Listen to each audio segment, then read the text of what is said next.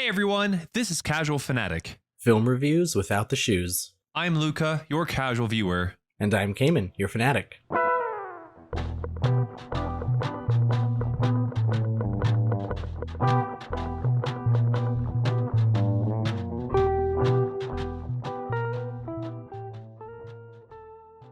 Sup, Luca? Hey Cayman, how are you doing today on this wonderful weekend day? I am doing pretty good. My leg is a little sore. I don't think I pulled a tendon or something because yesterday I had to cut down a tree. You cut down a tree? Valerie's husband, Xander, helped me out, and he actually did most of the cutting because it's his chainsaw. But yeah, one of the trees in my yard, like a big section of it fell off onto our roof. And so What? Yeah. Damaged or no? No, actually, surprisingly not. Oh wow. Let's go. That's good. That's good. So pulled that down, but then also earlier this year, literally half of that tree just broke off and collapsed. And the inside of the tree looks really healthy, so I don't know why it kept breaking, but I was like, this is too much. We need to just get rid of the whole tree instead of just waiting until pieces break off and then chopping those up.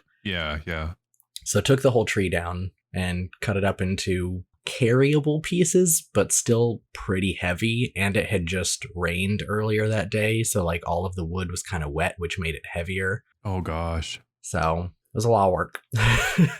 Yeah, it sounds like your muscles are kind of shot. But other than that, been a pretty chill weekend. That's good. That's good. On my side, it's been an okay weekend. I actually last night we were out with some friends. Yeah. We watched that Thor movie. Okay. So that's not what we're talking about today, but we watched one of the newer Thor movies. I won't tell you what I thought about it unless you want me to. Save it. We'll do it in the future. Yeah. And we had takeout, some Indian cuisine takeout, which was pretty good. And then today I literally just came back from being out at the park. I needed to get some action moving in. So I was playing some volleyball with some friends of mine, and now I'm back. Nice. It was okay.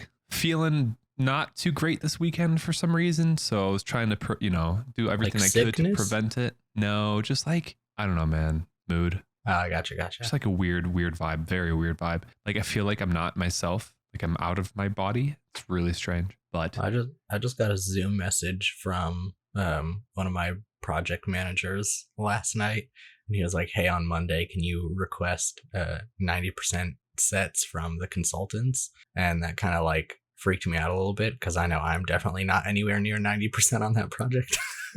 Oh gosh. I was like, uh-oh. Is it coming up that quickly? Oh gosh. From consultants, you're going to be asking 90%? Do you guys not have deadlines to hand off and stuff?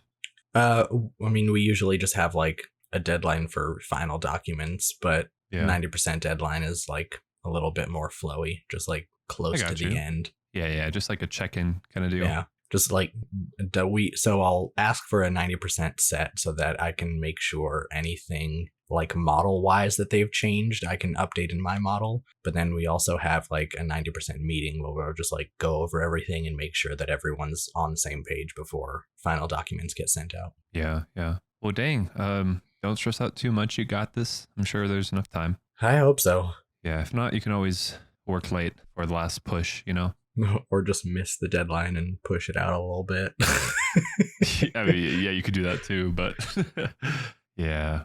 Alrighty, well, that was our weekend, but let's talk about the movie. What are we talking about today? Today, we're talking about the 2021 movie, Spider-Man No Way Home. Came out only last year, so we're getting pretty close to catching up here. Pretty close, yeah. It was directed by John Watts and written by Chris McKenna and Eric Summers. What did you think of the movie? I thought it was kind of a one-time special event sort of a movie. I feel like when I saw it in theaters, I really liked it, but upon watching it a second time, it wasn't as good. Really? Yeah. Is that because you noticed other things, or just because it was the second time watching it? I think just a lot of the fun in this movie comes from new stuff happening, and like, oh, I didn't expect this, or oh, that's a funny thing, or like things like that, that like once you know what's going to happen, it, like, I don't know, it kind of lost some of the appeal for me. Interesting.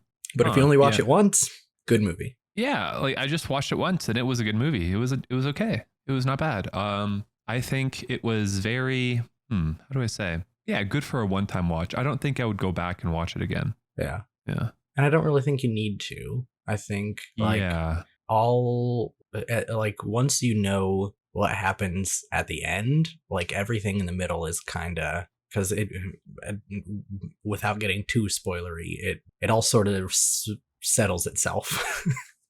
No, I'm right there with you. I think that there were a lot of parts in the movie that you could have gone without him, quite honestly. And it's a very like, obviously there's like a few things that are left hanging, but for the most part it's a pretty like clean break at the end. There's not like a cliffhanger or anything. It's just like, now this is what's happening. Yeah, like, that's it. Alrighty. Yeah, there's not much thinking also going on in the movie. It's again typical Marvel movie where you sit down, you don't need to use any brain cells. That's how I feel about him, at least. But what was the budget for this movie and all that stuff? So this movie had an estimated budget of $200 million, and it ended up making about a little over 1.9 billion. So Wow, pretty darn good. I didn't know that. Wait, why? Yeah. Why do you think it was that much? Spider-Man's one of the most popular superheroes in existence. So Oh, is that why? yeah. Okay, I'll take it. I guess we'll do a quick Marvel minute. There's not really a whole lot going on. I know as far as TV shows, the only other one that came out between this and Shang-Chi is Hawkeye, which is honestly a pretty good series. There are definitely things that I like didn't like about it, but it's like set around Christmas time, so it's like very I guess I wouldn't say family focused, but it's like I don't know, it's a nice series, and even when there's bad stuff going on, it still feels very like relaxing to just sit down and watch and be like, oh, Hawkeye. Oh, okay, nice. And then movie-wise, there was only one movie between Shang-Chi and Spider-Man, and that is Eternals, which is a completely separate, like, it's in the same universe, but honestly, you'd have no way of knowing that. Like, you could watch that and pretend it wasn't connected and it wouldn't make a single difference, because there's no, like, no other characters show up. Everything that happens in Eternals is very separated.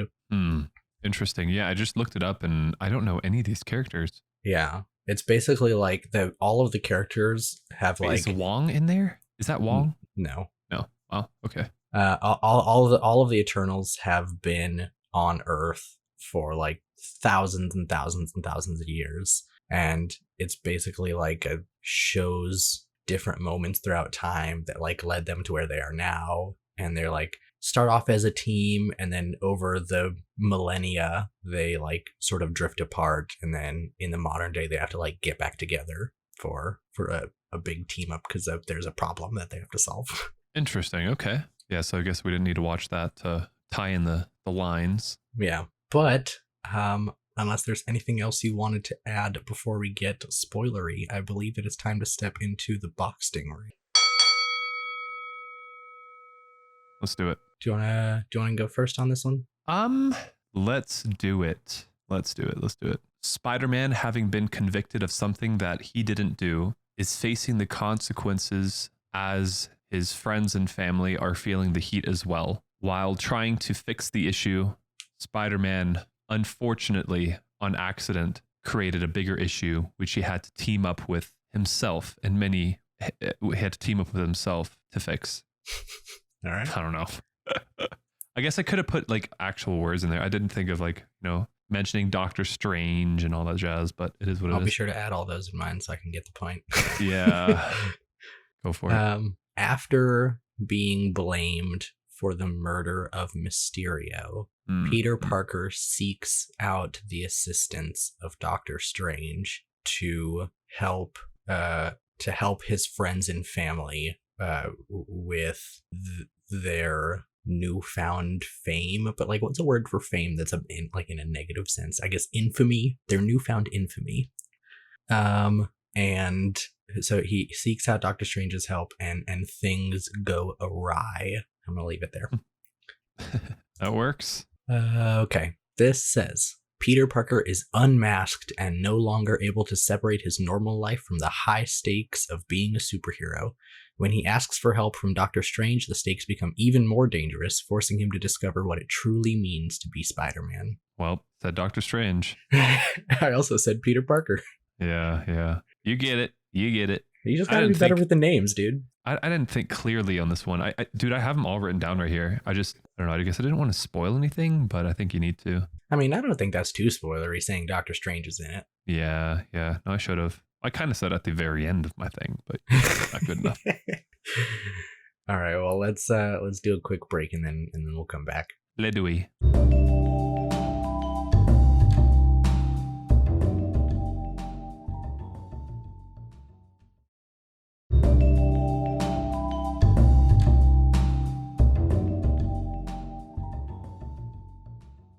Alrighty. All right. So, starting off, I would like to ask, I'm assuming you have not seen Spider-Man Far From Home? I don't think so. Okay, because that's the one that has Mysterio in it. So I don't know, like, obviously the beginning of this movie starts right at the end of the last Spider-Man movie. Yeah, no, I don't think I've seen it. Okay. Well, basically, in that movie, there is a bad guy who pretends that he's a good guy, and he is like going around the world, like fighting these giant monsters. But then they figure out that all of the monsters are things that he created. So he's like conjuring up all of these big monsters and then defeating them so that he looks like a hero. But obviously, he's causing a lot of actual destruction while doing that. Damn. Okay. And the part of the way that he is creating these monsters is like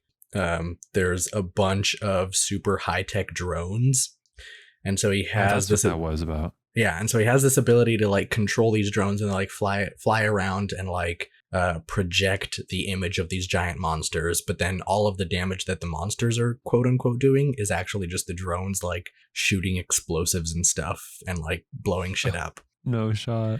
And so Spider-Man gets control of the drones and like destroys all of them, but the bad guy Quentin Beck uses his like special effects and editing powers to like change the recording of Spider-Man destroying the drones and makes it sound like he's using the drones to destroy other people. No shot. So then it makes Spider-Man look like the bad guy. Okay, that makes the beginning more clear. Gotcha. Yeah. Okay. Okay. Well, I mean, if we're about to go in deep, we should probably do a spoiler, you know? Yeah, get on it. All right, let's see if you're right. Hello. This is the spoiler section. Don't listen if you don't want the movie spoiled. All right. He was there. He interrupted me there halfway through. That was kind of crazy. I mean, I guess also like it. Hopefully, no one was trying to watch the last Spider-Man movie because I just spoiled that one. Yeah. I just thought of it. Like we went into it too quick, but that's all right. It is what it is. We're not talking about. But now you're ready for this movie to be spoiled. So Exactly. Alrighty. Well, this movie overall was quite cool. There were like a lot of surprises in it, which I wasn't ready for. A lot of nostalgia almost coming out. Yeah. And I think they teetered on the edge of like nostalgia / I don't know, making them as equals, if you know what I'm talking about, all the Spider-Mans. Okay.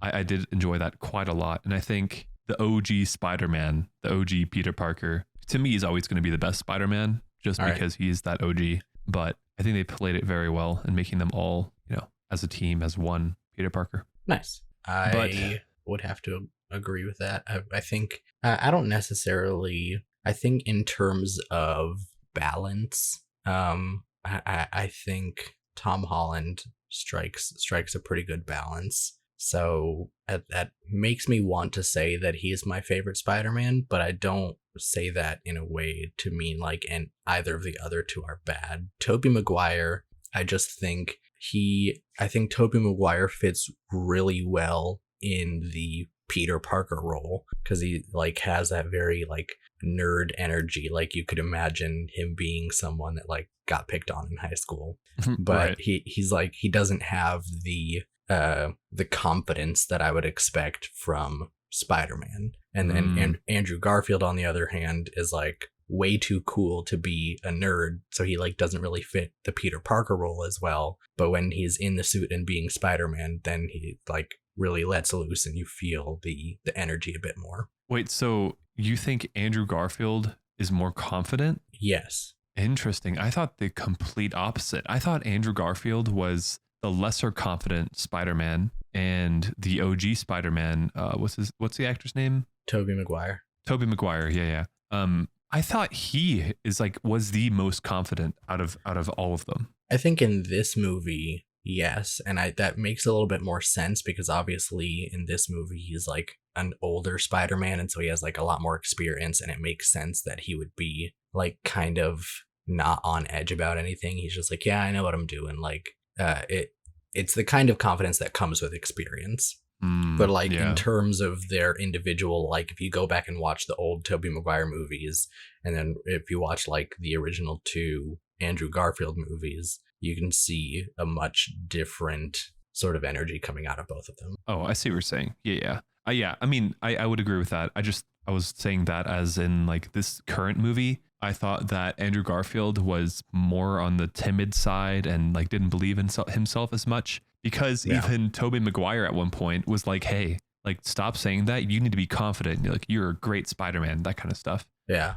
And I think that was also a little like almost a little bit on the meta side. Like you can find the motivation behind that in universe, but also people like, especially the Amazing Spider-Man 2, Andrew Garfield's second movie, people really did not like that movie, and it like sort of turned into this weird sort of backlash where people said both of his movies sucked, and for a long time people were just acting like it was like those are the worst Spider-Man movies in the entire world. And so I think it's like from a sort of like from a meta perspective, you have that moment so that you can be like, hey, no, like, yes, there was criticism for your movies, but you are still an amazing Spider-Man. Do you know what I mean? Yeah. Wait, was that I feel like there was a lot of that in this movie where people were like talking to each other, but like the things that they were saying were very like referencing real world things rather than stuff that was happening in the movie. I see. Wait, were you saying there that Andrew Garfield had a bad second movie, or Tobey Maguire? Andrew Garfield. Andrew Garfield. Really? I didn't know that. Yeah. Huh. I mean, yeah, I never saw him as like a good Spider-Man. I don't know. He just didn't fit the role in my head ever, but that's okay. He doesn't need to. Maybe it's just like the face is just too different. Maybe just like too not nerdy looking. Yeah, that's what I was saying. He doesn't feel like a nerd, but when he has the suit and the mask on and he is like flipping around and being all like happy, friendly neighborhood Spider-Man, like he does a great job at that. Right. He just his strength is on the Spider-Man side and Tobey Maguire's strength is on the Peter Parker side. I got you. Yeah, that makes total sense. Well, since we talked about the Spider-Mans, let's see. I guess I can start talking about the beginning of the movie. One part that I kind of did not enjoy. Okay. Was when the Spider-Man and how are we going to name these Spider-Men? Are we going to name them by their actors' names, or just like Spider-Man 1, 2, 3? I will just use the actor names. Okay, well, as long as that's okay with you and you're able to remember them.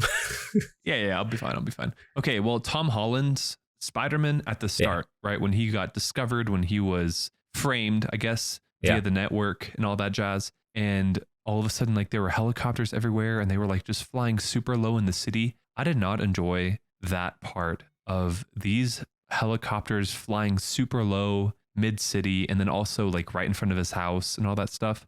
To me, that was a little bit overbearing almost. Like you didn't need to make them helicopters. You could have just as easily made them news vans with like, the scope coming out of the top with like a camera on it or something. But okay. The helicopter for me was over the top because it's not realistic. So that didn't bother me as much. I really liked the sort of hectic nature and the like fast-paced filmography of the opening.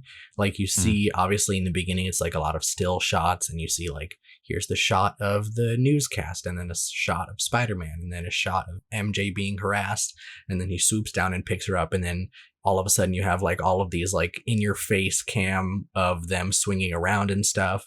And then he gets back to the apartment, and there's like this long, like shaky cam one shot of him like going into the apartment, and then Happy comes in, and then they go in there and they think that they're having sex, and that becomes a whole thing. And then they walk out into the living room, and the news is on, and people are throwing stuff at the window. It's like this whole thing. And I feel like the way that they directed that whole opening thing sort of gives the audience the feeling of like how chaotic Peter's life just became. No, I'm right there with you. I totally agree. Just the thing is, I did not like those helicopters. Those helicopters just, if you know anything about like flying, like even RC planes, you're not allowed to fly them that low, and you're not allowed to fly them in the city. There's paths you have to do, and like even if you're a news helicopter, you can't be doing that. Maybe there's different laws in the Marvel universe.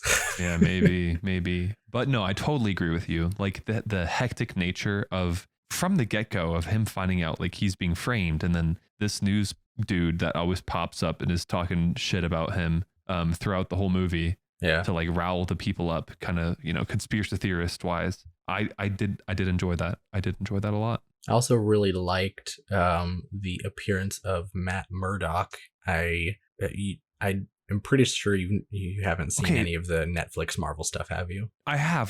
Who is he again? Okay. The blind guy with the cane. Who is he? He's Daredevil. I could not put my finger on it. Daredevil. Oh my God. Right. Bro, I saw him and I was like, fuck, where is he from? Yeah.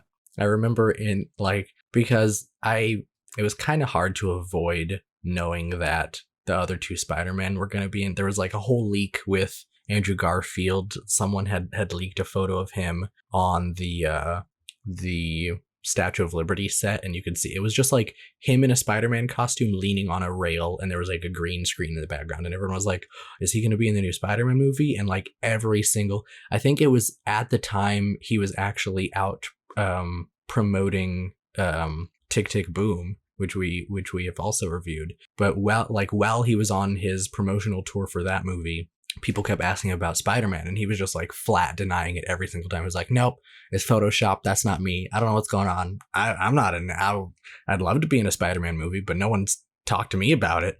And obviously he's like lying through his teeth the whole time. But yeah. So I fully expected them to be in it, but I remember in the theater when Matt Murdock showed up, I was just like, oh my God, because like I love the Daredevil series. Yeah, no, I do too. It was so good. I've actually watched those. So that was a really fun inclusion. Yeah. It just threw me for a loop because I was like, oh my God, where do I know this guy from? And I forgot like what his powers or his, you know, ability was. But now that you say that, he's Daredevil, of course. One thing I don't like though is I feel like, I don't know, I was expecting more like legal trouble. But it was like all of this stuff with the news, and then like 2 scenes later, Daredevil shows up and he's like, I don't think any of the charges are going to stick. And then it's just like everything just gets brushed aside. Wait, what do you mean? Well, because remember, because obviously, like I was expecting it to be like, I don't know, the cops are trying to arrest him, and like because obviously he got framed for murder. And so I would expect there to be like, he has to go to a trial or something. And not like I wanted this to turn into a courtroom movie, but like, I don't know, I expected more legal trouble to come out of it. But then it was just like, oh no, what are we going to do? You're getting framed for murder. And then the next scene is Daredevil being like, nah, you're not going to prison. And he's like, oh, cool. And then they don't ever talk about that anymore. That's so true. It's like, you don't really. That's what I'm saying. Like some of these parts of the movie just really had, like, they didn't need to be in it. Like this whole legal thing, and then them being put in like going to the police office and being interrogated. Yeah. I thought that was going to go somewhere, but then like you just said, it just kind of died. Yeah. But then he was like, Mr. Murdock was like, oh, but like you're going to have to really make sure you get a lawyer because you might be in trouble. To that one other guy, I forget his name. Happy Hogan. Happy. Yeah, Happy. Yeah, he said because there was some missing Stark technology, which I think is I didn't think about it until earlier, but I think that's in reference to, because remember that later box. We find out he has that big box in his apartment. Mm-hmm. And so apparently he stole that. Yeah. That's probably what it was in turn to. But anyway, yeah. So like all that jazz happened, and then all of a sudden, like, oh, they're off the hook. So the next scene that we see is Tom Holland going to his school again, and his principal is like obviously like a huge super fan of Spider-Man's. And then like we only see like, you know, the cabinet with like the Spider-Man junk in there. But then like two of the camera teachers are pans like, when "Oh, he, we're like, so walks proud of you," away. and then the third teacher is like, "No, you're a murderer." Yeah, basically. And then like, you know, that happens, and he's like, okay, well, I'm gonna go to class. And then the camera pans, and like all those students are filling the halls with like their camera phones out Yeah. and like taking pictures and shit. I don't know if I like that. Like, if you are being framed as a killer, right? Yeah. And you literally just finished with like police stuff, would you be going to school? I mean, Or would you be fighting the case to, you know, clear but that your was name? that was after he had already had the whole business with Matt Murdock. Right, but I don't think anyone else knew about that. Like, that hadn't been broadcasted yet, had it? I mean, yeah, but like I mean, there's only so much you can do. Even if he like went through a full trial and was like, "I'm legally innocent," and it was like in the news, I feel like the moment, even if he had like stayed away from school and done all that and then went back to school, Same his shit first would day happen, back at right? school, yeah, same shit. Yeah, I agree with that. I just don't know if that beginning scene, like framing him and all that, like I know why they did it, but I feel like there could have been something else that he may have done or like been framed for that wouldn't have put him into like the scrutiny of the public eye like that. Yeah. I mean, I get the build up, but for some reason, there's like a disconnect between like we're talking about like him having this issue going to the police and all of a sudden him being let off the hook. Yeah. Like that middle portion is just missing for me. Yeah, I think there could have been a little bit more detail there. But I think honestly, I think what the problem was is they had I feel like they really didn't want to deal with all of that Mysterio stuff. And so the opening was just like them trying to move past it as quickly as possible so that they could start doing all of the multiverse stuff, which is what they really wanted to do. Which is what their goal was, right? Right. Yeah. But then there's also like another disconnect for me, which was like that beginning portion happened, the police thing. Then he went to school and there's like that school thing. And then all of a sudden he's going to a Doctor Strange. Jesus Christ. It's like, I can help you, but you got to give me something. Nope. Doctor Strange. And then he went to Doctor Strange after that. In like this weird building where there was snow coming down. Dude, I can't tell you how lost I was at the beginning of this movie. And maybe it's because I didn't see the other Spider-Man movie prior to this one. Yeah. So that's obviously why I was confused at the start of this. Like, why is he being framed? Like, what happened? Right. But then when he went to see Doctor Strange and like the building was snowing, there were people shoveling and he needed his help, I was so lost as to what he was needing help for. It was just, the whole thing was just confusing. Yeah, well, because he was in the coffee shop, and then because they had the whole thing of them like applying to different colleges, and they were like, "Oh, we're really trying to get into MIT," and then they got like denied to a bunch of places, and they're all in there, and it was like basically the letter was like, because you're friends with Spider-Man, we're not going to take you in, which is like completely bullshit, and I don't really think that Complete horseshit. I don't think a university would ever do that. No. But There's no way. But they're like really sad about it, and then the little like Dracula ornaments on above the counter remind him of Doctor Strange. He's like, I don't know, maybe magic can fix this. Yeah, which I don't know. Like, it's kind of stupid, in my opinion, to all of a sudden be like, yeah, I think I'm gonna wipe everyone's memory or ask this magician for help just because of like this. It's like this little school issue. I don't know. Yeah. It was just like a weird jump to Doctor Strange. Well, I mean, and Doctor Strange even says that later after they get done with the whole spell, and he's like, wait, you didn't even call them and ask them to reconsider? Right.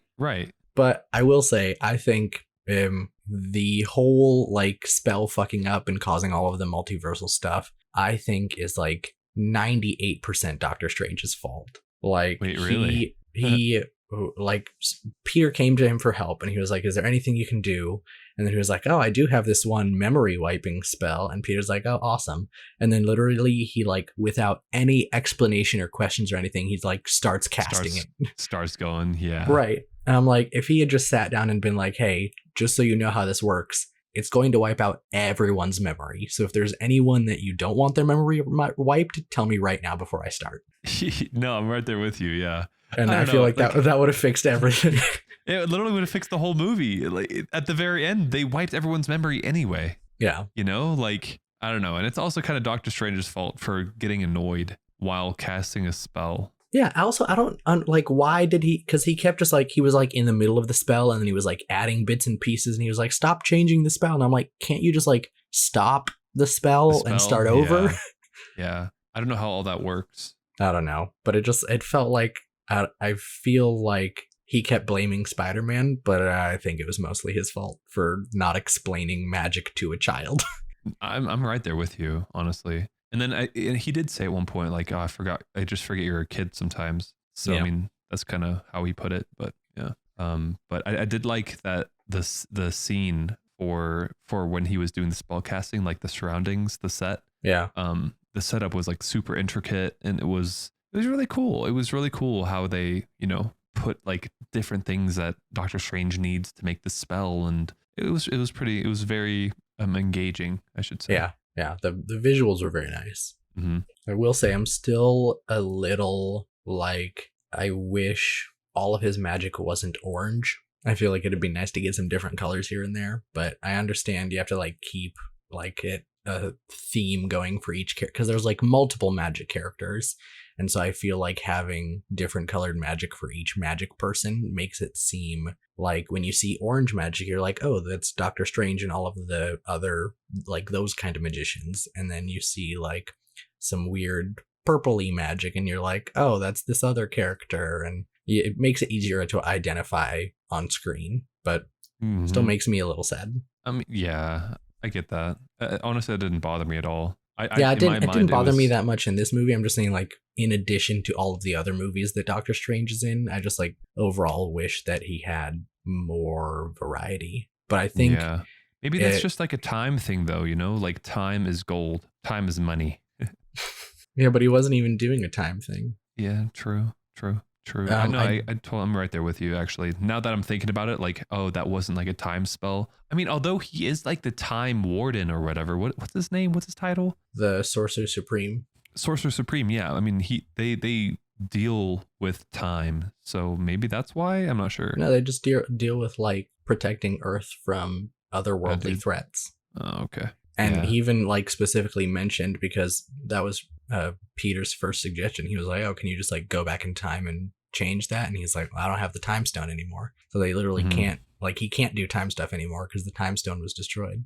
Right. Damn, the time stone was destroyed. But then it was brought. Wait, was it destroyed? They borrowed a time stone from a different timeline. But then remember, Steve Rogers brought all the Infinity Stones back to their own universes. Yeah.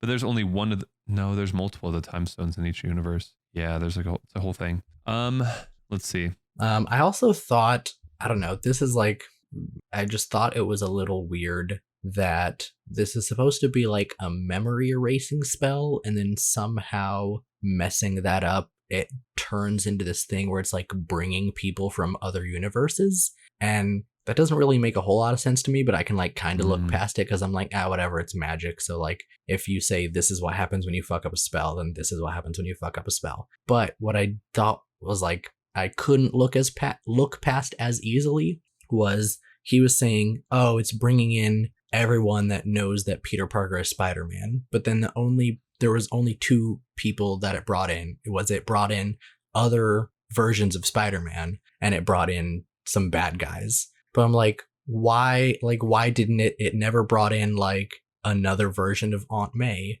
or it never brought in like one of the other Spider-Man's girlfriends? Like there are other non-bad guy people that know his secret identity. Right. But it never brought any of them in. Oh, that's a really good thought. I didn't think of that. Yeah. Wow, that would have been a really cool movie if all of a sudden like all the Spider-Men are there with like their girls and they're trying to like figure out what's what. And then like the girls are like, oh my God, Spider-Man, because they know him. And then it's not the right Spider-Man and they're freaking out. Yeah. Oh, that would have been hilarious. Yeah. Unfortunate. Yeah. I all get of a there's sudden only it's so just- much you can put in a movie, but just like, I don't know. I feel like you could have balanced it out. Do like, you had 5 villains. You can maybe like take 1 or 2 of those away and put in another good guy. I mean, they did give us 2 Spider-Men, you know, that's 2 and 5. Yeah, okay. I don't know. That would have brought like a very good variance to the movie. I agree. I didn't even think of that. That's damn. Now I kind of wish that would have happened.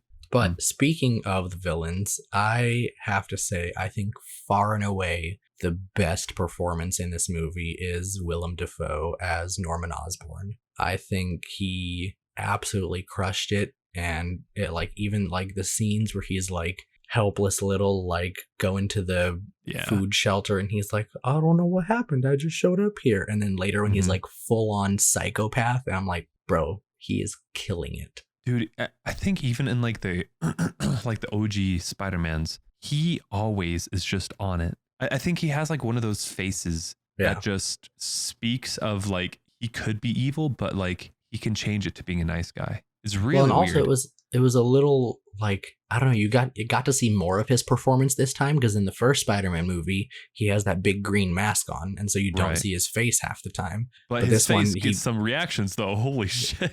He breaks the mask as soon as he shows up in this one, and so he's like full on, like you see his crazy smile and his like Yeah. eyes get like dagger sharp, and he's just like, ooh, he is in it. Yeah, yeah. Like I can't imagine acting like that for hours on end and not having some kind of backlash in your life outside of the movie. Like I don't know, like something in my opinion, if you act like that, some of that carries over, right? And that's why some actors all the time go to like therapists and stuff, because it's hard for them to sometimes separate who Yeah, I they mean, I think it are versus like their character that they played for so long. depends on the actor. I know like some actors really like embody their roles, and especially like people who do method acting where they're like, I'm going to live this Yeah. lifestyle for like 2 months before filming. I'm like, okay, that's a lot. And like I don't know, I guess for some people it like helps them get in the right headspace, but then there are other actors who just like are out Can just do it. having like, yeah, and they just like show up on set and they're like, all right, let's go. Yeah, yeah. I don't know which one's better. I mean, I guess to each his own, but yeah, I don't know again if he's one of those types, but man, his face, like even just looking at it, no offense to, to William Dafoe, but man, his face just looks evil. Yeah. Something about it. I think it's like the sharp nose, big nostrils, and then like the razor blue pointed eyes. It's just like, oh, something about it is just very off-putting, For which sure, is for why sure. he just makes a great, villain. Whenever Parker was, out trying to, after the spell was miscast, I believe it was after, and he Yeah. was looking for the, what was she in the cars in the highway? Some sort of like Like a rep? representative, or I don't know, because she said she was going to talk to the application board, which means she's not on the application board. Yeah, I guess So she's I just the don't- one that brings names in or like cancels people. Yeah, I don't know. But I hated the fact that he was like in his Spider-Man and there's like traffic and he just like gets down and starts walking through the cars and like spots her. And I'm like, that's such fucking bullshit. And out of all those cars, all of a sudden, like you see her through sheer fucking luck. No way. I don't know. I didn't No. like that. There's other ways that Spider-Man could have found her. Like if she's going to the airport, then Just wait make- at the entrance at the airport. yeah, make this fighting scene that happens with like all these villains at the airport. That would have been fucking sick. But it is what it is. I think that was just too easy, too on the nose. It's so interesting the like different things that catch us up, because that's like, it makes sense when you say it, but that's one of those things that like didn't even phase me when it happened. Really, dude. I don't know. That just really annoyed me. I was like, there's no fucking way. Like his suit's not working. All of a sudden he literally jumps down from that big old sign, turns into like takes the suit off, turns into a regular dude with the suit on, and is running through cars, and he just like looks to the right and he's like, oh, there she is. I'm like, I thought it was a nice detail that his suit was like super fucking wrinkly, because like obviously it got Yeah. smushed up underneath his Spider-Man suit. underneath the nanotech, which you hate. Yeah. There was a lot of it in this movie. I just want to see how you think of how you feel of it. There was a lot of nanotech coming in on this movie. I mean, it was really just his suit. I mean, yeah, it was his suit, but it did so much. Like it held back that dude's other guy's weird spider leg arms, Yeah. and then it like protected the Peter Parker, the OG, not the OG. I'm not at the end of the movie yet, so I'm just gonna say Tom Holland's Okay. Spider-Man whenever he was fighting under the bridge during this scene right now, Yeah. and then it, like moved from his head down to his chest to like protect his body, which was really cool. But I was for like, sure. I wonder what Kamen thinks of this, because like the nanotech's just doing so much work, carrying so much work and weight in this movie. Well, but also I like because the reason that I don't like the nanotech is because I feel like it takes away from the cool suit up scenes. Like in the early Iron Man films, you have all those scenes where he's got all those arms and is like mechanically changing his suit, or even like on the Avengers Tower, he like lands and then as he's walking, it takes the suit off him. I'm like, that shit is cool. But now that he has nanotech, it's just like he presses a button and he's got a suit, and I'm like, that feels lame. Yeah, But okay, I get that. Spider-Man never really had a cool suit up sequence. Like the only time we ever see him get into his suit, it's like he's putting on pajamas, and I'm just like, like it's not as cool. So I don't feel like I'm missing out on anything. Okay, that makes sense. Yeah. One thing that I did also think was funny was when the nanotech suit went into what's that character's name with the spider legs? Doc Ock, or Dr. Octopus, but technically his name is Otto Octavius. Okay, that's a lot. Dr. Ock. Sure. I'll say that. Dr. Ock. So when his like suit goes and takes over Dr. Ock's spider arms, and then like while being held against the wall, right? His suit paired to Dr. Ock's arms as if it was like a Bluetooth device. Like I just thought that was hilarious. It was like, yeah, connect, take control, easy. Yeah, I thought that was funny. You like see the little thing pop up on his display. It's like, oh, Bluetooth available. He's like, cool. Yeah, I was like, I don't know. It's a little bit lame, but also kind of funny. But that's all right. Yeah, I thought just talking about the villains overall, I think obviously, I don't know, Peter Parker obviously doesn't know exactly what's happening, but they set it up in this movie to make it seem like they're like, oh no, because they remember that after he captures everyone and they're all in the Undercroft in those little magic cages, and they're talking about like, oh, well, you died. And then someone else is like, well, you died too. And then someone else is like, oh, well, shit, I think I was about to die before I came here as well. And they're like, oh my gosh, we're all like, they make it seem as if everyone got zapped here right before getting killed. Yeah. But that's like definitely not entirely what happened. And also, Spider-Man's plan would really only save 2 of them out of the 5, because Really? the lizard at the end of his movie, he gets cured anyway, and we know that because even later in this movie, remember Andrew Garfield's Spider-Man was like, oh, I've cured him before, so I can make that thing again. Yeah. So Lizard didn't die in his movie, he got cured. Interesting. Okay. Sandman also didn't die at the end of Spider-Man 3. He just like drifted off. So he died. No, he just like, he kept his sand powers and he just like left. He was like, all right, well, I don't have anything else to do here. And he just like went about his business. LOL. That's a fucking boring ending to a movie. Well, Jesus. Spider-Man 3 is that's a whole separate can of worms. And then Doc Ock, he mentions right before he came to this universe, he was like, I had Spider-Man by the throat, and he keeps talking about the power of the sun in the palm of my hands. And the moment where he's choking Spider-Man in his movie, in Spider-Man 2, right after that scene, he like redeems himself and sacrifices himself because the machine that he was creating like starts overloading. And so to prevent it from killing a bunch of people in the city, he like destroys all of the supports and like pulls it into the bottom of the river, and he like drowns with his machine.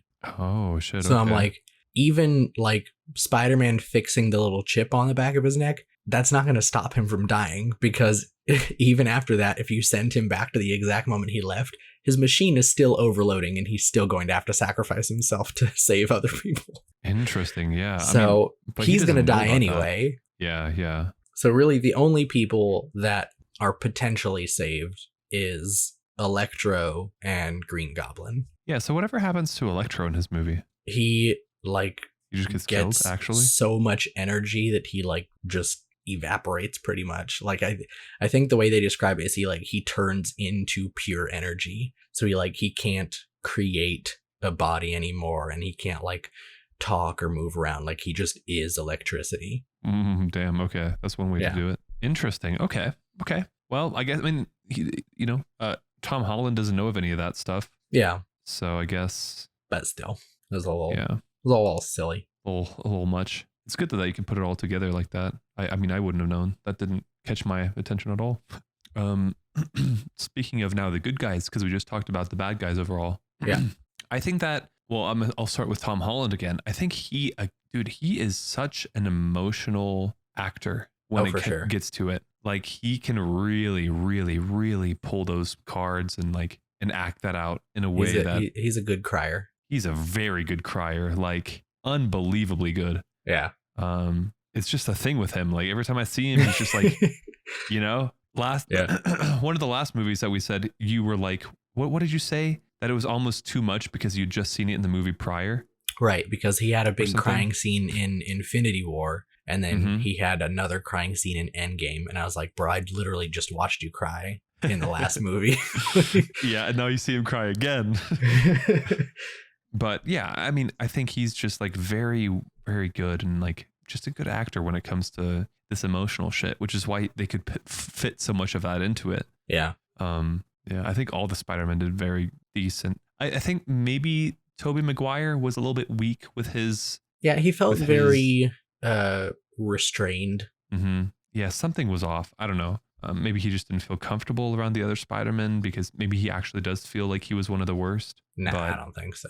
You don't think so? Nah. Oh. People love Tobey Maguire. Damn, really? I didn't for some reason, but that's okay. I thought earlier you said he was your favorite. No, Andrew Garfield, the OG one. Tobey Maguire is the OG one. Andrew Garfield is the I'm getting mixed up one. now. Okay, yeah. I'm getting mixed up. Tobey, yeah. Flip that around and then that's what I said. Good go. Okay. All right. Let's see. I think so. After, because you were just talking about Tom Holland crying, obviously, Aunt May dies in this movie. Yeah. And it's like kind of a weird scene because they like almost like do a double fake out. She gets hit by the glider and I'm like, oh shit, is she about to die? And then she like stands up and she's like, no, I'm fine. And I'm like, oh, okay, well that was kind of weird. And then like they're talking and then she just collapses again. You're like, oh shit. Yeah, like what happened there? How did she even die? Like what killed her? I think she probably just had like very serious head injury, and obviously getting hit, like that glider was moving pretty darn fast and like clipped her right in the side. So yeah, I honestly thought that it was gonna cut her in half. I mean, that's kind of where my mind went. Yeah. So I mean, and they don't like show her wound, but you like Tom Holland reaches his hand down and it's like covered in blood. So I'd imagine it's a pretty big boo-boo. Yeah, a big boo-boo. Yeah, true. I don't know if that scene was necessary for him to get his aunt die. That everything there was also kind of weird. I mean, honestly, for me. I think at this point it's just tradition because for the other two Spider-Man, their Uncle Ben died. Right. And Tom Holland never, I mean, like, yeah, he briefly mentions that Aunt May's husband passed away, but like we never really we never see his Uncle Ben or anything like that. It's like already. So now they were like, fuck it, you're gonna get one of your relatives dying in movie. Right, exactly. I don't know if that's good enough reason to do that. I don't know. It was just like so off-putting and like weird the way it happened. Again, like I don't know. And then he like moved past it so fucking fast. Like that also took me kind of. Well, I don't know. He was like. I mean, he was pissed, but like he was pissed and he was sad and he like went and he was sitting on the roof of the school just bawling his eyes out. Okay, true, but I don't know. It was just not necessary, especially her. Like she was just I don't know, kill someone else. Like why not kill his best friend? Because that's awful. Well, yeah, but his aunt, you know? Yeah, well, that could have been like a nice like change from like not his family dying, but his best friend. Nah, because I know die. It's part of Spider-Man. I mean, I know for one of the Spider-Men though, it was the girlfriend that died, right? Well, his uncle also died. He just Yeah, also but- lost 2 people. I mean, but Tom Holland's uncle also died. We just never saw it. Yeah, fair enough. But they even like they talk about that because I don't know, it kind of like that's the whole thing is this movie feels like it's trying to like do a big reset, and it's like, oh, we're going to have another family member death, and then like at the end of the movie it's like he has just made his own spider suit and he's got an apartment and he's like starting fresh, and they're like really trying to make it seem like this is like a Hmm. like almost a new origin story even though he already had one. Yeah. And so I don't know. I like it kind of a little bit defeats the purpose of them skipping over it the first time because like you said, he did also have his own Uncle Ben dying, but like all of that stuff had already happened when we first see him in Civil War. And it's just like, oh yeah, I've been Spider-Man for a few months and like it like just happened. So, I don't know. It's Yeah. a little bit of a weird decision, but Yeah. you do also get the moment where because Aunt May has the iconic line where she's like, with great power must also come great responsibility. And when he's telling that to other 2 Spider-Mans, They knew. yeah, Tobey Maguire was like, oh no, my Uncle Ben said that the day that he died as well. Yeah. Did you And also so- tear up in this movie during, I guess, the first time you watched it or the second? Not I don't think Aunt May's death got me that hard. There was a moment later on. Later that on. I- Yeah. Yeah. But we'll get to that. I agree. But so when they're talking on the roof and he's like and Tom Holland's like, how did you know what she said? And he's like, oh, my uncle said that the night he died. And then he was like, so maybe that means that she didn't die for nothing. Like this is like the universe obviously has a purpose. And I don't know, it's a little weird, but they're like, this is your moment. Yeah. All of us have a tragic moment and this is your moment. But there was one thing that I really didn't like is because they talk about especially after Andrew Garfield mentions losing his girlfriend Gwen Stacy, and he said that he was like trying to move on and continue being a superhero, and then he said at one point he stopped pulling his punches and he started getting rageful, and I feel like that sounds like such a good movie. I'm almost upset that we don't get to see that. Like I think it would be so interesting to explore like this is like Spider-Man just absolutely just full of anger and just like beating the shit out of people and You like would wanna see that? having to go through this journey of self-discovery of like learning to sort of be okay with life and not be angry like that. Oh, interesting. I mean, I could definitely see that as being could be a good movie, but I don't know if I would want to watch a whole movie about that. I think it could be good. I think it could be real good. Yeah. Let's see. Anyway, back to the movie. I guess we can just like kind of bounce from different time zones or in times in the movie and whatnot. But the scene, I'm gonna skip a little bit in front of another one of my notes. The scene with Doctor Strange with Spider-Man in that mirror dimension. Yeah. That was very interesting and cool. Okay. But I did kind of think that the way Spider-Man was like, oh my God, I love geometry. Let me just do this and that. And, you know, because he's a spider. So I guess, you know, I don't know. That was a little bit weird for me. He was like, But- oh, it's just math. I love Yeah. math. Yeah. And he was like, you know, talking these formulas when he was bouncing off shit and like, you know, doing the spider webs and shit. I don't know if I enjoyed that. Yeah, it was a little weird. Yeah. A wee bit too much like I geometry. feel like Doctor Strange should be more powerful. I totally agree. He literally in his own dimension lost. And like Like- even the thing where he punched Spider-Man, he did the like astral projection thing and like punched Spider-Man out of his body. Yeah. And then they don't really like talk about it, but I think it's supposed to be like part of his spider sense is like his body automatically reacts to danger. And so even though like his soul had been that's punched what that out, was. his arm was still like trying to keep the thing away from Doctor Strange. Oh, I But- see. Okay. I also like I get if he like misses it the first couple times because he's like confused and he's like, how the fuck are you doing this? But then like once you've realized that he's doing that, like, you're an adult. You can just like grab him and hold him down. Like, there's no way that you're just gonna like keep snatching at the cube and be like, oh, I missed it again. Oh, I missed it Yeah. again. Yeah. I'm right there with you. That was a little bit dumb too. Yeah, I just can't believe that they made Doctor Strange out to be so weak in this movie. Yeah, it was a little off-putting. Yeah, it's just not right. It's just not right. Or like even at the end when he comes back and he's like, once he escapes the mirror dimension and he gets the cube, and then MJ is like, oh, before you press the button, just know that like his plan is working and everyone is being cured. And then he's like, oh, okay, whatever. And then Green Goblin comes out of nowhere and he's like, I'm about to fuck shit up. And I'm like, at that point, as Doctor Strange, he should have just been like, boop, press the button. I'm like, I agree. You saved most of them. I think I'm okay if one of them gets fucked. I agree. Like, fuck that one dude. Later, Gator. And like, yeah, Peter'd probably be very upset with him, but oh well. I mean, but at the same time, like, you wouldn't be upset because you saw that he was already, taken over or whatever. And it's a mental also, issue. he killed his aunt, so I don't think he'd be that upset. And that, yeah, true. So I feel like if Doctor Strange were as smart as he should have been, he as soon as he saw Green Goblin, he'd have been like, nope, press the button.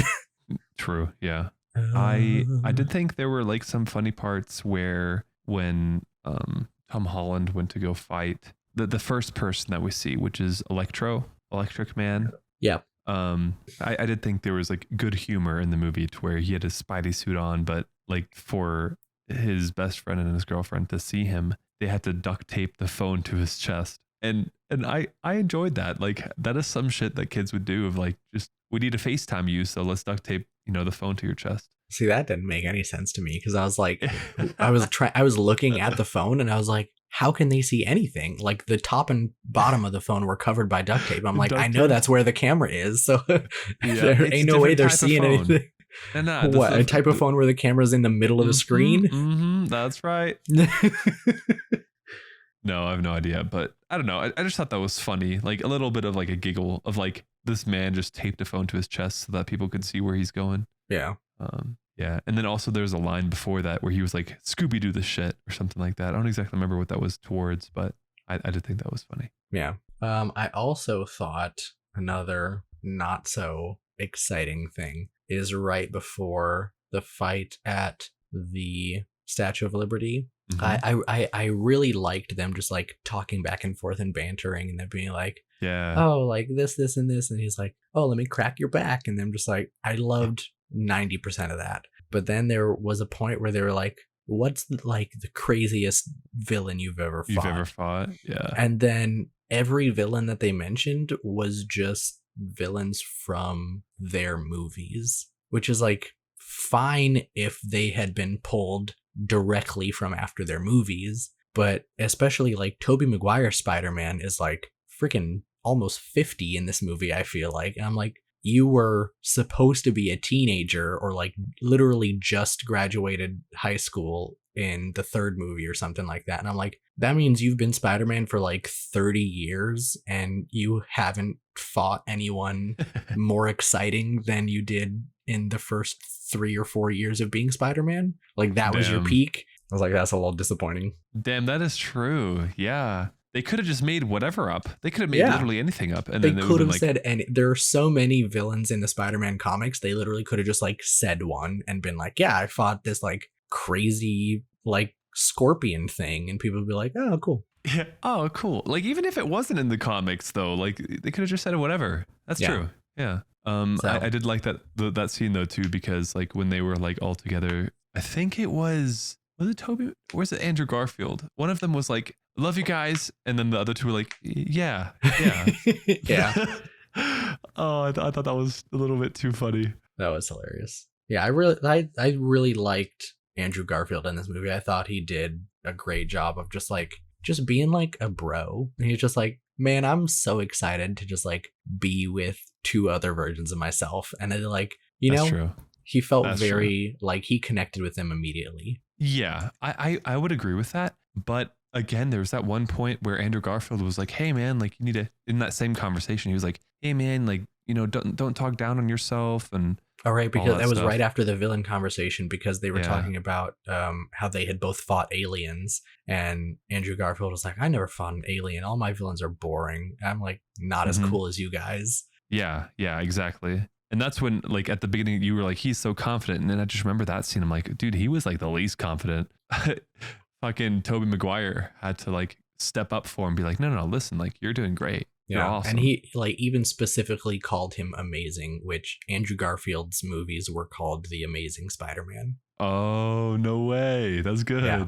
I didn't notice that. That's funny. But I did like, speaking of more about Andrew Garfield, the moment that did end up making me cry both times in the theater and the second time is when MJ gets knocked off of the scaffolding. Oh my God. And yes. then Tom Holland goes to save her and then gets knocked out of the way by Green Goblin. And immediately you see Andrew Garfield like sprint and dive down and catch her. And then after they land and he's just like holding her and looking at her, and she was like, he asks, "Are you okay?" And she's like, "Yeah, are you okay?" And he's like, you can see him tearing up and just like knowing, because that's like almost the exact same situation where he lost his girlfriend. Mhm. Is she was falling and he couldn't save her. And so this moment of catharsis for him of like being able to save His like not girlfriend, his basically. girlfriend, but like his alternate self's girlfriend. Yeah. I just like that was such a touching moment.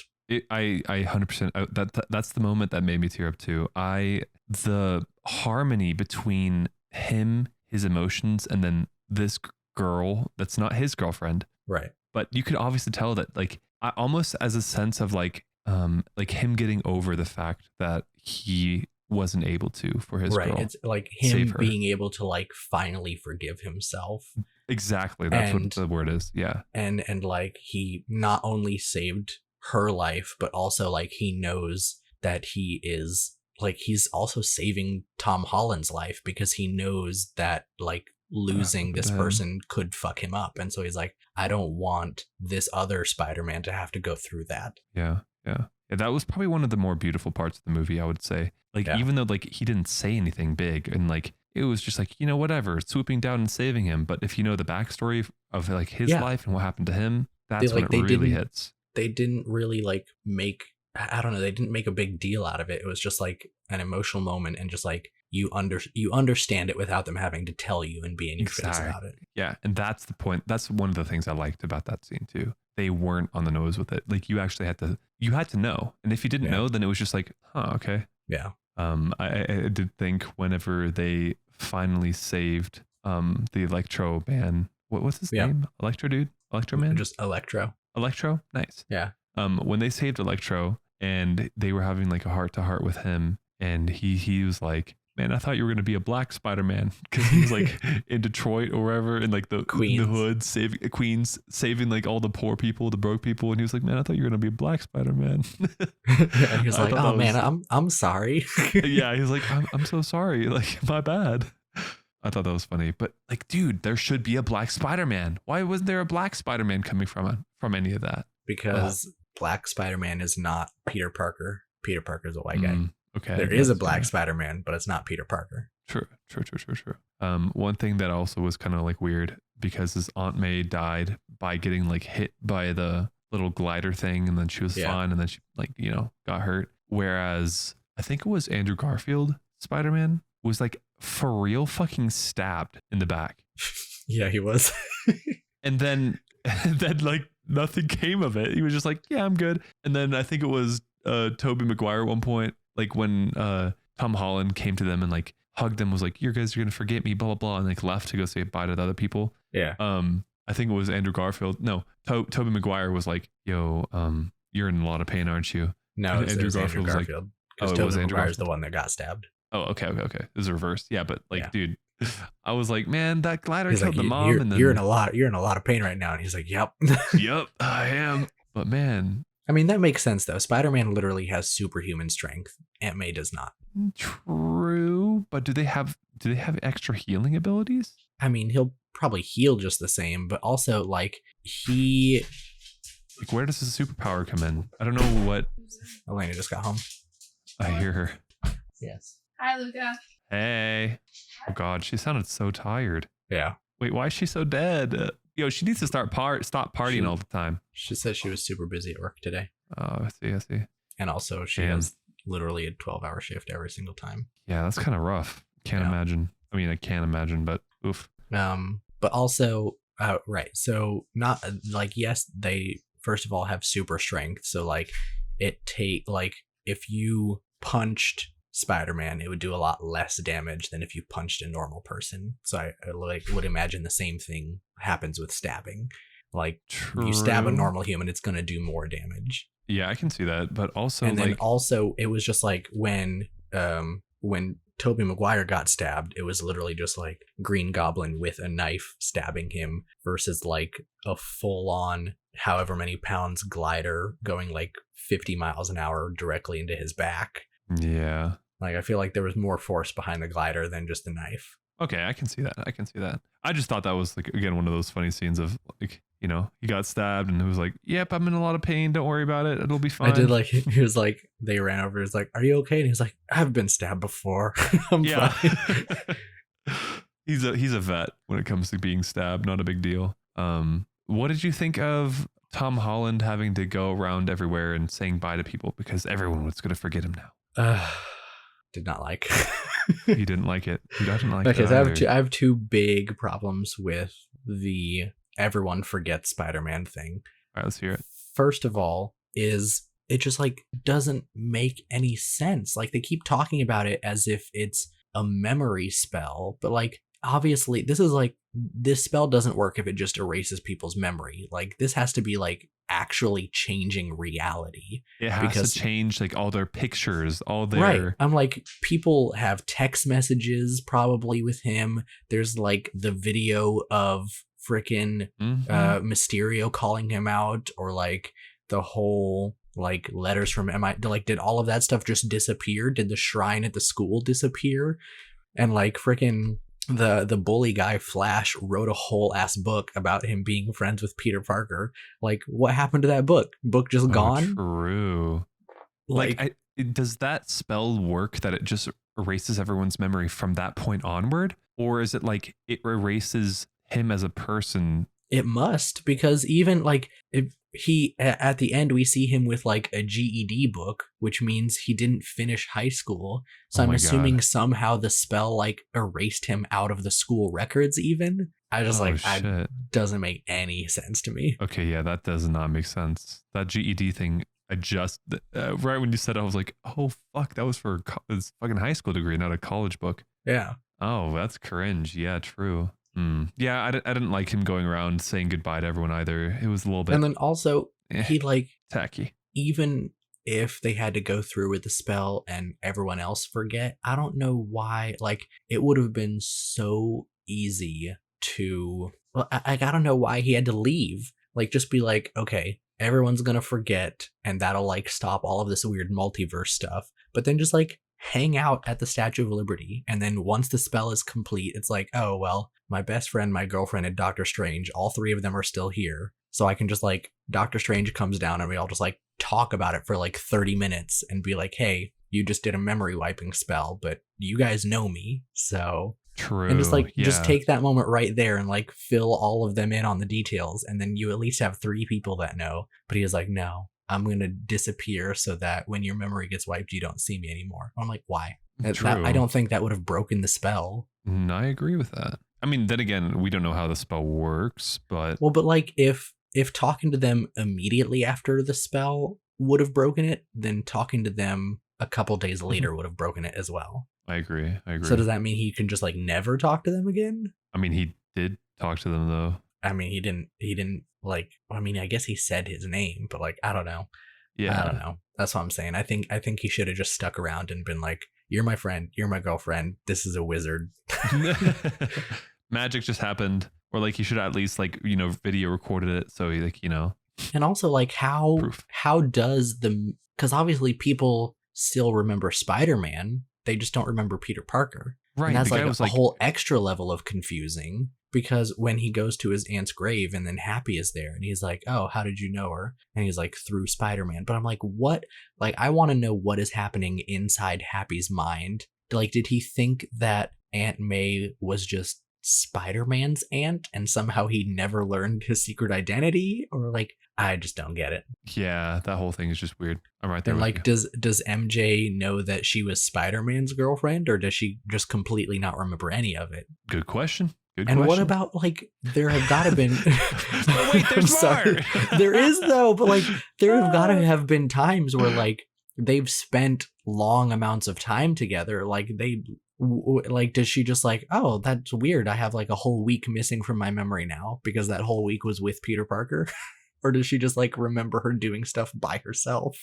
I don't Dude, know. that's a good question. I don't know. Or if maybe she's like, I was with someone, but I forget who it was, kind of thing. I just the logistics of this spell are kind of stupid. Yeah. I wonder if we can do like some reading like into Doctor Strange's spell that he cast. Like maybe there's something out there, like lore or something that could explain why that happened. I don't know. Man. But who knows? Not I. But did you watch the 2 extra scenes? Yeah.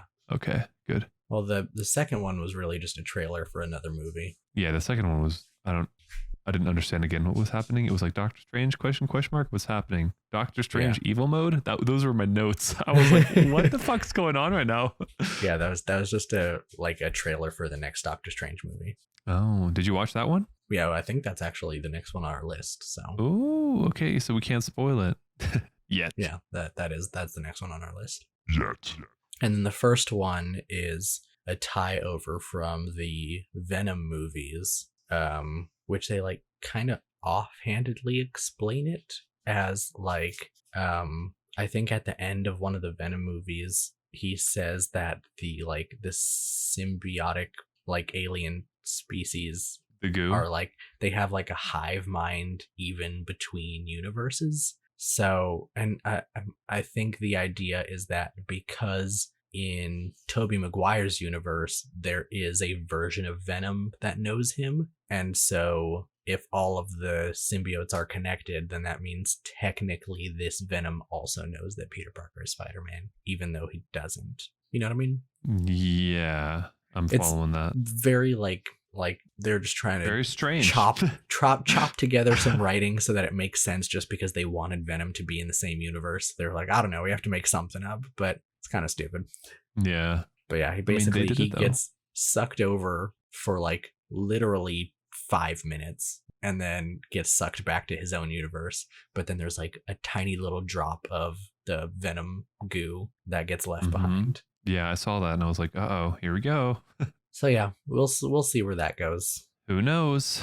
Maybe in the future we'll find out. Maybe. But man, I think that is all the notes I have. I mean, besides talking about that coffee scene at the end, and granted, like I don't know if the way they ended the movie was a good way to end the movie. And this is excluding, of course, the extra scenes. Right. I don't know if that was a fulfilling him, like, getting ending. a new apartment in a new suit and all that stuff. Yeah. Like I can't tell. I just can't tell if that was like a good resolution for me. Like he literally lost everyone. Everyone forgot about him. Yeah. And he just went to this janky ass rinky dink apartment and sewed a suit together and just went on his day. I don't know. It's strange. Yeah. It was just a weird off-putting ending. But that's all I have. That's all I have, at least.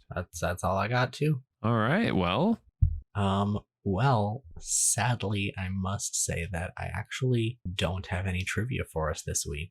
Really? I looked and all of it was just kind of sucky. It was just like boring stuff. Really? Like, really boring stuff. Ah, damn, that's tough. Damn, I can't believe there was like nothing in there with like input of the 3 Spider-Men being together for the first time in a movie, and it was so weird and cool for them, and this is how they felt. I can't believe nothing like that was in there. I think one of them said that like the line where when Andrew Garfield says "I love you" to the other 2 Spider-Man, it says that was improvised. But I'm always a little iffy on trivia like that because like I can't confirm whether that was actually improvised or not. They could have written that line in there. True. Yeah. I mean, it did look like, at least, that they were a little bit off-put by that comment. They were like, okay. Yeah. But I don't know. Who knows? Yeah, you can't prove it. So it can't be trivia. But we do have our section Get Wrecked. Oh yeah. And I will start off with my recommendation for our audience today is going to be the video game Trombone Champ. What the fuck? I think it's sort of like a Guitar Hero kind of a game, but like not as serious. Like it's definitely What? like kind of making fun of itself a little bit, and there's a lot of baboons in the game. But yeah, you can like play some songs and pretend you're playing a trombone, and it's kind of fun. So That is funny. pretty cheap. You can pick it up on Steam. Definitely worth a shot, or at least like watch a YouTube video or something so you can see if it's something that you're into. But it's pretty entertaining. I love that you picked that up to play. You were like, yeah, like I'm gonna download this and buy it and play it. This is a good one. That's hilarious. I think my rec is a movie, Oh yeah. and I can't say much about it, but watch Thor: Love Is Thunder. That is all I'm gonna say. You're gonna wreck a movie that we're gonna do 2 weeks from now. Yep. So that we can prepare for our podcast. But also just because it's a recommendation, you should probably watch it. Fair enough. Yeah. Oh, I mean, okay. So if I don't do a movie recommendation, I guess I could do a song recommendation. Yeah. I mean, you could also do a movie. I just think it's funny that we're about to review that movie. Yeah, man. It's like a pre-sequel, making sure that everyone knows, like, hey, this movie's coming up. All right. And I'm just gonna say it's good. I feel like that's fair to say. All right. Yeah. Well, be sure to subscribe to the podcast and leave us a review. Tell your friends and family about us. Follow us on Twitter and Instagram at CashFanPod. If you want to send us a message, you can do so on either of those platforms, or you can send an email to casualfanaticpodcast@gmail.com. Links for all three of those are in the description. And Luca, will you tell them what kind of messages they can send us? They can send us messages from, hey man, I loved your podcast, super dope, you guys are awesome people, to, hey, I just recently watched this other movie and I would love to hear what you guys have to say about it, to your own opinions about what we talked about, if you agree with us or don't agree with us. I mean, there's a lot that you can come with us. And also, if you have any recommendations, whether that's movie related or not, we could always add, a portion into our podcast of reviews that you give us, or recommendations that you also give us as a viewer that we can try. Sure. Yeah. This has been Casual Fanatic. Thanks for listening. Thanks for listening.